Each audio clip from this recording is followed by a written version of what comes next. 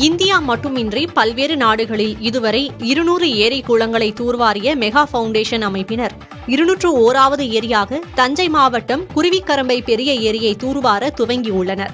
அவர்களை கிராம மக்கள் பொன்னாடை போர்த்தி கௌரவித்து வாழ்த்தினர்.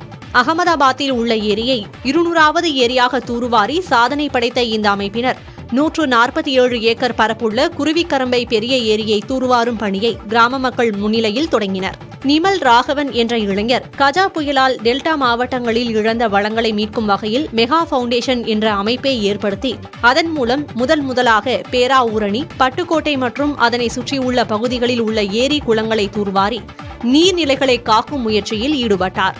தொடர்ந்து தமிழகத்தின் பல்வேறு மாவட்டங்கள் மற்றும் பிற மாநிலங்களிலும் வறண்டு கிடந்த ஏரிகளை தூர்வாரினார். இது தவிர கென்யா, சோமாலியா, இலங்கை உள்ளிட்ட நாடுகளுக்கு சென்று அங்குள்ள ஏரி குளங்களை தூர்வாரி கொடுத்துள்ளார்.